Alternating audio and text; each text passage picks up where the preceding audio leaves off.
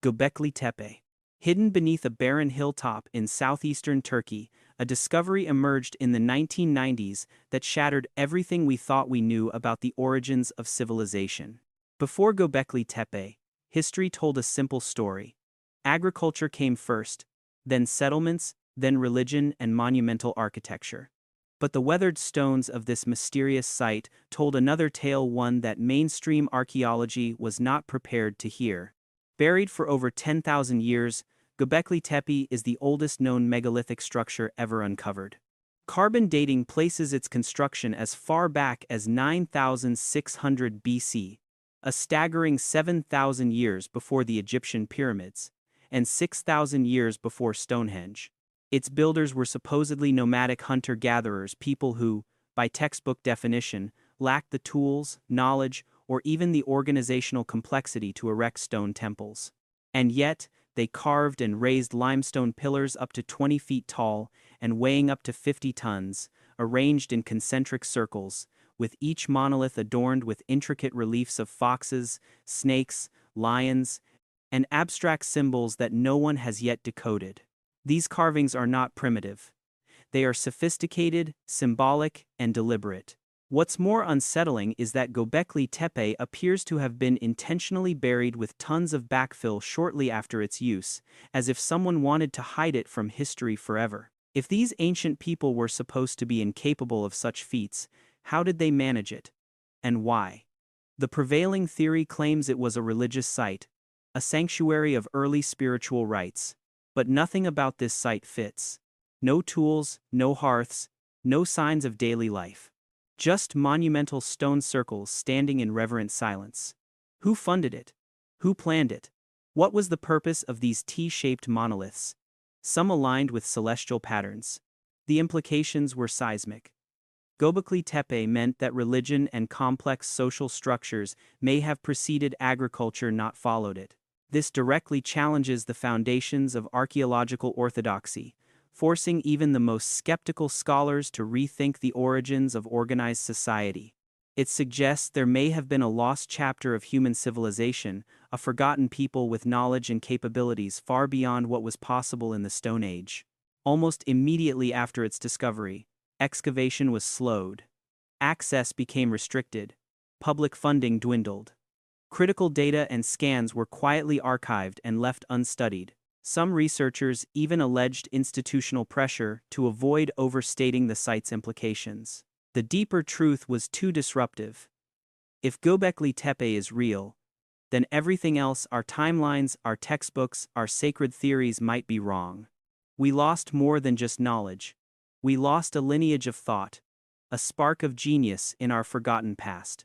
If Göbekli Tepe had been studied openly and thoroughly since its unveiling, we might now be telling an entirely different story of where humanity came from and what it's truly capable of. Baalbek. Atop a windswept plateau in eastern Lebanon, stands one of the greatest enigmas in architectural history. Baalbek, a site so impossible in its scale and execution that many historians simply choose to look away. Here, within the ruins of Roman temples, lies something far older, far stranger. A platform made of stones so massive, their very existence defies the limits of ancient engineering. 3 of these stones, known as the trilithon, each weigh an estimated 800 to 1,000 tons, the equivalent of a fully loaded passenger jet. They are perfectly fitted into a high retaining wall, aligned with a precision that suggests an unknown technology. Nearby, in the quarry from which they were carved, lies an even larger monolith, the stone of the pregnant woman measuring over 1,000 tons, and another, uncovered in 2014, weighing up to 1,650 tons. No crane on Earth today could lift it. No combination of ropes, levers, or slave labor from 2,000 years ago can convincingly explain how these blocks were moved even a few meters, let alone transported and set into place. Mainstream historians credit the Romans, claiming they built this foundation around the 1st century BC as part of the Temple of Jupiter. But even Roman records are silent on how such a feat was accomplished. Why would the Romans, who had already mastered archways, columns, and mortar, go through the trouble of hauling stones 10 times larger than necessary? Why does the temple stand atop a platform that seems megalithic in origin and entirely out of proportion with Roman design? The deeper you dig, the more the narrative fractures. Local legends whisper that the site was built by giants, jinn, or even pre-flood beings. While myth must be separated from fact, the reality is just as disturbing. We don't know who built the Baalbek platform, or how, and more importantly, why it was built in the first place. What is certain is this: the deeper foundation was already in place long before the Roman temple ever rose above it. And whatever civilization laid those stones has left no name, no tool marks, no written record. Just a silent, crushing weight of impossibility. Efforts to study the site in the context of pre-Roman origins have been marginalized. Publications were delayed. Proposals to conduct deeper excavations beneath the Roman temple were denied. It's as if the world prefers to believe in the absurd slaves dragging 1,000-ton stones uphill with nothing but willpower than to admit the obvious, that someone in the distant past knew something we don't. And so, Baalbek remains, weathered and colossal. A monument not to Roman glory, but to a forgotten epoch of engineering genius, now buried in silence. Great Sphinx of Giza. It is one of the most iconic monuments on Earth, instantly recognizable and seemingly timeless, the Great Sphinx of Giza. Carved from a single limestone outcrop, the Sphinx measures 240 feet long and 66 feet high, crouched like a sentinel before the pyramids. Mainstream Egyptology dates it to around 2500 BC, attributing its construction to Pharaoh Khafre of the 4th dynasty. But a quiet revolution has been building beneath the surface, one that threatens to unravel everything we thought we knew about ancient Egypt. In the early 1990s, a handful of geologists, most notably Dr. Robert Schoch of Boston University, examined the Sphinx not through the lens of archaeology, but geology. What they saw was damning. The enclosure surrounding the Sphinx showed deep vertical erosion patterns not from wind and sand, but from sustained, heavy rainfall. This kind of weathering could not have occurred during Khafre's time, nor for thousands of years afterward. Egypt has been arid since around 3000 BC.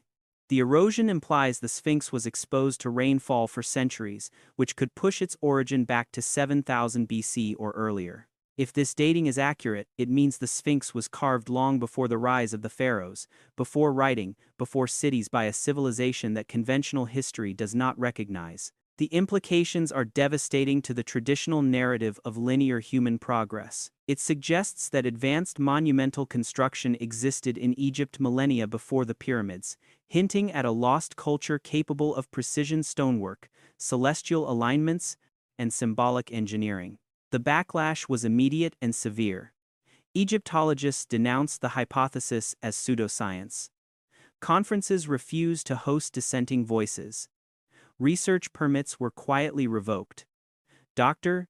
Soch and others were ridiculed and ostracized, despite the fact that their arguments were based on physical evidence, evidence that had nothing to do with myths or metaphysics, and everything to do with rock and rain.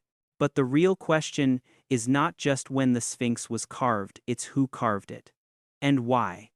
The Sphinx's head is disproportionately small compared to its body, suggesting it was recarved at a later time, possibly reshaped into the pharaoh's likeness to overwrite its original identity. If true, this would mean someone in ancient times was already trying to erase an earlier legacy.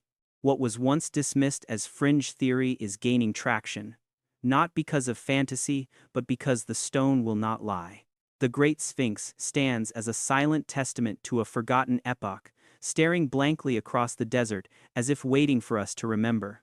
And we might have, if we dared to look deeper. Instead, what could have been the key to an entirely new chapter in human history was buried again this time, not by sand, but by fear. Fear of rewriting the story we've been told for centuries. Pumapunku, high in the Andean Altiplano, nearly 13,000 feet above sea level, lies one of the most mysterious ruins in the world, Pumapunku. Part of the larger Tiwanaku complex in Bolivia, it is a place that should not exist. Not because of myths or legends, but because its very construction defies the known capabilities of pre-Columbian civilizations. No wheels, no steel, no written language. And yet, at Pumapunku, we find some of the most precisely engineered megalithic stones on the planet, cut, shaped, and fitted with a level of precision we can barely replicate today. Massive andesite and red sandstone blocks, some weighing up to 130 tons, were transported from quarries miles away. The most famous of these stones are the perfectly formed H blocks, identical in dimension, mathematically consistent, and carved with clean, 90-degree angles and deep recesses. These features are not ornamental. They appear modular, as if the builders intended to assemble them like interlocking pieces of a forgotten machine. Several of the blocks feature complex internal channels and drill holes, with no chisel marks or rough edges. It's not just that the stones are big. It's that they are surgically precise. Mainstream archaeologists attribute Pumapunku to the Tiwanaku civilization, dating from around 500 to 1000 AD, but this attribution raises more questions than it answers. The Tiwanaku left behind no blueprints, no explanations, no tools capable of this stonework. How could a culture with no writing, no metallurgy beyond bronze, and no evidence of cranes or levers, produce structures that look machine-made? Attempts to replicate the carving with traditional tools have failed. The hard andesite stone is notoriously difficult to shape even with modern equipment. Yet, the builders of Pumapunku mastered it, without leaving behind a single trace of their technique. The blocks were not only cut, but lifted, transported, and aligned into complex forms, perfectly leveled, despite the terrain. And then, as suddenly as they appeared, the builders vanished. The site was abandoned. Later civilizations, including the Inca, treated it with reverence, but never claimed to have built it. Today, much of Pumapunku lies in ruins, its precise blocks scattered, shattered, as if something catastrophic occurred. Theories range from earthquakes to deliberate destruction, but no one knows for sure. What is clear is that the site is far older and more sophisticated than it should be. Excavations have been piecemeal, government interest is minimal, funding is sparse, and the deeper questions about the knowledge and purpose behind this construction are quietly ignored. If we had preserved and studied Pumapunku without ideological filters, we might have uncovered a lost chapter of human ingenuity. But instead, we look at these perfect stones, lying broken in the dirt, and pretend not to see what they are screaming to tell us. Someone came before us. Someone who knew more than they should have. Sacsayhuamán. Above the ancient city of Cusco, in the highlands of Peru, lies a cyclopean fortress so astonishing in its construction that it continues to defy every rational explanation. This is Sacsayhuamán, a site attributed to the Inca, but built with a level of precision and scale that even the most advanced modern engineers would struggle to replicate. The question is no longer whether the Inca built it. The question is how. Or if they were even the first to touch it. The outer walls of Sacsayhuamán are formed from gigantic interlocking stones, some over 120 tons, quarried from kilometers away, then transported uphill to a mountain ridge. But it's not just the size that baffles, it's the shape. These stones are polygonal, with angles and curves so complex they fit together like pieces of an intricate puzzle. No mortar was used, yet the joints are so tight that not even a razor blade can slip between them. After centuries of earthquakes, the structure still stands. Modern buildings crumble. Sacsayhuamán remains. Archaeologists claim the Inca carved these stones using stone hammers and bronze tools, but this explanation collapses under scrutiny. Bronze is far too soft to shape andesite and diorite, the types of stone found here. No experimental archaeology has ever reproduced this craftsmanship using the proposed methods. And despite the supposed scale of this effort, no tools, no construction ramps, and no detailed records of how it was done have ever been found. Even the Inca themselves spoke of the fortress in awe.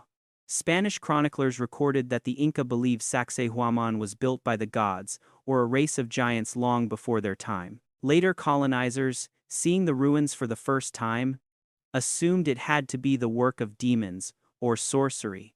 The truth is more disturbing. This was not built by slaves or simpletons with chisels.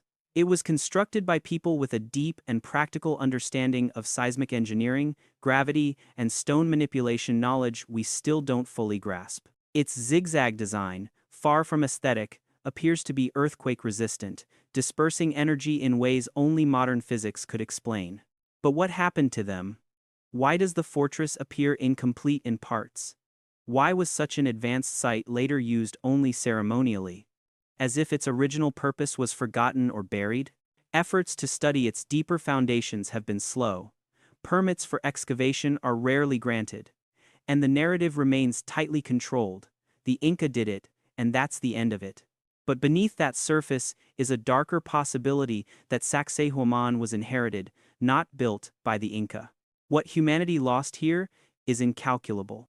The very techniques used at Sacsayhuamán could revolutionize architecture and engineering. Instead, they're dismissed as historical curiosities, anomalies in stone, evidence of a technological lineage erased from memory, and perhaps intentionally so. And what remains today? Just silent walls that shouldn't exist but defiantly do. Nan Madol. Off the coast of Pohnpei in the remote Pacific stands a city unlike any other on Earth. Rising from a coral reef is Nan Madol, an ancient megalithic metropolis built atop nearly 100 man-made islets, intersected by canals and encircled by the sea. Archaeologists call it the Venice of the Pacific, but that nickname obscures its deeper mystery. How was this impossible city constructed? By whom, and for what purpose? Nan Madol's origins date back to around the 12th century, built by the mysterious Saudalur dynasty. But unlike other island settlements, this was not made of thatch and timber. The builders used columnar basalt natural stone prisms, some weighing over 50 tons, stacking them like logs into towering walls, platforms, and ceremonial complexes. The largest of these stones, found at the tomb of Nan Duas, weigh up to 60 tons, quarried from across the island, and moved over miles of rugged terrain and ocean. There were no pulleys, no wheels, no metal tools, no beasts of burden. And yet this vast city rose from the reef, a maritime engineering feat never duplicated anywhere else in Oceania. Modern archaeologists struggle to explain it. Some suggest bamboo rafts and sheer manpower, but the logistics of moving and precisely stacking thousands of tons of stone remain maddeningly unresolved. How did islanders without advanced tools align these structures with such accuracy? How did they stabilize them on shifting tidal flats? The native Pohnpeians don't speculate. Their legends say the city was built by twin sorcerers who used flying dragons to levitate the stones into place. Dismissed as myth, perhaps, but even myth sometimes protects truths too dangerous to speak plainly. The city had no fresh water, no agricultural land, and no defensive walls, making it strategically nonsensical. Yet it was the religious and political heart of a centralized theocracy that ruled the entire island. For centuries, Nan Madol was the seat of elite power until it was suddenly abandoned, swallowed by jungle, and feared by the locals. They called it cursed, forbidden. Modern governments have shown minimal interest in fully excavating the site. International research is sporadic, permits limited, and funding scarce. Satellite imagery reveals unexplored extensions beneath the jungle canopy and reef, but they remain untouched. Why? What lies beneath Nan Madol may be more than ruins.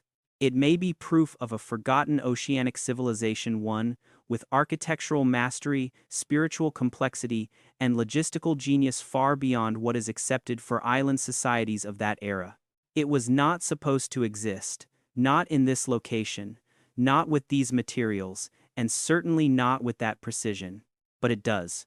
And its silent canals still reflect the stars above, waiting for the world to remember what it has chosen to forget. A civilization erased, stone by stone, island by island, until only whispers remained. Gunung, Padang. In the dense highlands of West Java, cloaked in mist and myth, stands a grassy hill covered in ancient stone columns. At first glance, Gunung Padang appears to be little more than a megalithic terrace, just another archaeological curiosity in Indonesia's long cultural history. But beneath the surface lies something far more disturbing. A structure so old, so anomalous, that if confirmed, would erase and rewrite the entire timeline of human civilization. Originally dated to around 500 BC, the visible terraces of Gunung Padang consist of neatly stacked volcanic columns arranged in geometric patterns. But in 2011, a team of Indonesian geologists led by Dr. Danny Hilman Natawijaja began a series of ground-penetrating radar scans and core samplings beneath the surface, and what they discovered stunned the scientific world. Layer after layer of buried chambers, walls, and man-made structures, extending deep into the earth, with carbon-dated organic materials as old as 24,000 years. Let that sink in. If these dates are accurate, it would place the origins of Gunung Padang in the Paleolithic era, long before agriculture, cities, or even pottery. This would mean that a highly organized and architecturally capable civilization was active in Indonesia at the height of the last ice age thousands of years before Göbekli Tepe, which itself already defies historical convention. The reaction from the global archaeological establishment was immediate and predictably hostile. Major institutions dismissed the findings, attacking the methods rather than addressing the evidence. Funding was cut. Access was restricted. Dr. Natawijaja was accused of sensationalism, despite using standard scientific techniques. It was as if the academic world had already decided what was allowed to be true and this wasn't it. And yet, the scans remain. The cores remain. The data is real. Beneath the terraces are rooms filled with gravel and volcanic cement, suggesting the use of sophisticated construction materials. The layout hints at a pyramid-like structure, built in stages over thousands of years, possibly by entirely different cultures. If Gunung Padang is truly that old, then everything we've assumed about the development of civilization, writing, farming, metallurgy, would be mere fragments of a larger, forgotten story. What power would such a discovery threaten? The academic orthodoxy, national narratives, or something deeper, a controlled timeline of human advancement, where knowledge is only allowed if it fits a predefined mold? Gunung Padang should not exist. Not in this era, not in this place, not with this level of complexity. And that is exactly why it has been ignored, ridiculed, and buried, first by the jungle, and now by the very institutions meant to uncover truth. We were never supposed to dig this deep. But someone, thousands of years ago, left it here for us waiting. Derinkuyu Underground City. In the sun-scorched region of Cappadocia, Turkey, beneath a quiet village and layers of volcanic rock, lies a city carved entirely underground. Not a few rooms or a cave shelter, but a vast, multi-level metropolis capable of housing over 20,000 people, along with livestock, storage, kitchens, schools, and worship halls. This is Derinkuyu, an ancient subterranean complex, so advanced, so extensive, and so well-engineered, it forces us to confront a chilling question. Who was it built for, and why did they need to hide? Discovered by accident in 1963, when a wall collapsed during home renovations, the true scale of Derinkuyu shocked even seasoned archaeologists. The city descends more than 280 feet deep, with 18 levels, most still unexplored. It includes ventilation shafts, a water supply system, complex tunnel networks, defensive doors, and escape routes, all designed with extraordinary foresight. Stone gates weighing hundreds of pounds could be rolled across passages to seal off invaders. Air shafts kept oxygen circulating even in the lowest chambers. The engineering is not primitive, it is intentional, layered, and incredibly effective. Mainstream scholars tentatively date Derinkuyu to the 8th–7th century BC, crediting the Phrygians or early Anatolian civilizations, but no definitive records exist, no builders' marks, no tools, no inscriptions, and no explanation as to how such an enormous feat was achieved with Iron Age technology, or why a society would invest so much in carving a hidden world below the earth. Theories abound. Some say it was a refuge from war or persecution. Others suggest it was shelter from volcanic winters or environmental collapse. But some researchers believe the city may be far older, possibly thousands of years earlier than officially acknowledged, carved and reused by successive civilizations, its true origin lost in time. The earliest carbon-dated artifacts don't necessarily reflect the age of the stonework itself, only its most recent occupation. And yet, Derinkuyu is far from alone. Dozens of other underground cities pepper the region, some connected by tunnels stretching miles between them. This is not a one-off anomaly, it's a network, a system.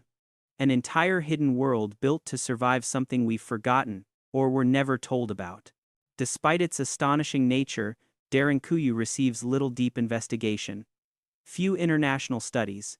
No major excavation into its deeper, sealed levels. Why? Perhaps because its very existence calls into question the limitations of ancient people as taught by history. Because if they could build this, then they were not primitive. They were not afraid of the dark. They mastered it. Derinkuyu is a whisper from a buried past, a city, carved in silence, by hands we no longer recognize, for reasons we no longer understand. A warning. Maybe. Or a memory of a world before the world we know. Great Zimbabwe. In the heart of southern Africa stand the shattered remains of a once mighty civilization, stone towers, granite walls, and massive enclosures rising silently from the savanna. This is Great Zimbabwe, the largest ancient structure in sub-Saharan Africa, and once home to a thriving medieval city of up to 20,000 people. Its architecture rivals that of any old world society, yet for decades its very existence was denied, misattributed, and buried beneath the weight of colonial lies. Constructed between the 11th and 15th centuries, Great Zimbabwe spans more than 1,700 acres. Built from interlocking granite blocks stacked without mortar into walls as high as 36 feet, forming elliptical enclosures, towers, and complex passageways. These weren't simple shelters. They were political and spiritual centers designed with intentionality and aesthetic mastery. Archaeological evidence confirms that the city was part of a global trade network, linking East Africa to China, Persia, and Arabia. Imported glassware, Chinese porcelain, and Arabic coins were found in its ruins, proof of a sophisticated and far-reaching economy. But for decades, the world refused to accept this truth. When Europeans arrived in the 19th century and saw the grandeur of the ruins, they refused to believe that native Africans could have built it. The very idea of an indigenous black civilization capable of such engineering was seen as a threat to colonial ideology. And so, a myth was born, that Great Zimbabwe had been built by outsiders, Phoenicians, Arabs, or even a lost white tribe. This wasn't innocent error. It was intentional suppression. In 1905, archaeologist David Randall McIver published findings proving that the site was of Bantu origin. His work was immediately censored. Future researchers were pressured to discredit the evidence. The Rhodesian government forbade the teaching of Great Zimbabwe's African origins. Excavation notes were destroyed. Artifacts went missing. A lie became law because the truth gave power to the wrong people. Today, historians accept what the evidence always showed. The Shona people built Great Zimbabwe. They engineered, organized, and thrived there long before European contact. But that truth took nearly a century to re-emerge from the shadow of imposed ignorance. What was lost in the meantime was not just pride or cultural memory. It was a model of African civilization that could have reshaped global narratives. Proof that human brilliance is not confined to one continent or race. That Africa was never backward, it was silenced. Great Zimbabwe is more than stone walls. It is a crime scene. A monument not just to ancient genius, but to how power manipulates history. It shouldn't have had to prove itself. It shouldn't have had to survive denial. But it did. And what it whispers from the grasslands is this: they erased us, but we were always here. Gulf of Khambhat underwater ruins. In the murky waters off the coast of Gujarat, India, sonar scans in 2001 revealed a discovery that could unravel everything we believe about the dawn of civilization. Submerged 120 feet below the Gulf of Khambhat, researchers from India's National Institute of Ocean Technology detected an immense geometric pattern on the ocean floor, a lost city stretching over 5 square miles, complete with foundations, road-like grids, and what appeared to be man-made structures. If proven authentic, it would be the oldest known urban settlement on Earth, predating Sumer, Egypt, and even Göbekli Tepe. The site, never given a proper name, only referred to as the Khambhat ruins, was discovered using side-scan sonar and sub-bottom profiling. Divers retrieved artifacts, including stone tools, pottery shards, beads, fossilized bones, and even a tooth. But it was the radiocarbon dating of a piece of carbonized wood that ignited international shock. Approximately 9,500 years old, placing it around 7,500 BC at the very end of the last ice age. At that time, sea levels were dramatically lower, and much of the continental shelf was dry land, which means the structures may have once stood on solid ground before being swallowed by rising seas. The implications were seismic.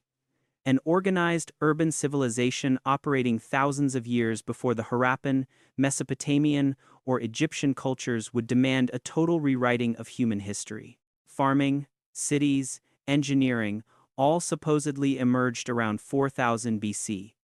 But the Gulf of Khambhat site implies an even earlier origin, one that survived the last great cataclysm and left its ruins beneath the waves. Yet, rather than ignite global research, the site was quietly dismissed. Critics claimed the ruins were natural formations, geological anomalies mistaken for architecture. They argued the artifacts were dredged from elsewhere by ocean currents and had no contextual link to the structures. But no in-depth excavations were permitted to prove or disprove the claims. The site was effectively shelved, buried not by sediment, but by skepticism. Why? Perhaps because verifying a 9,500-year-old sunken city would shatter the established historical framework. It would mean that human civilization not only began earlier than thought, but that its first cities were coastal, and later erased by rising seas, leaving only legends behind. Flood myths, in India's Vedic texts, speak of a drowned land, Dwarka, the golden city of Krishna, submerged in ancient times. Dismissed as metaphor. But what if it wasn't? What if it was a memory? What if the oldest cities now lie beneath our oceans, their stories censored by the tides and by academic gatekeepers too afraid to look deeper? The Gulf of Khambhat ruins may hold the key to our forgotten Genesis, but we turned away. We silenced the evidence. And so the first city sleeps beneath the waves, unseen, unclaimed, and almost erased.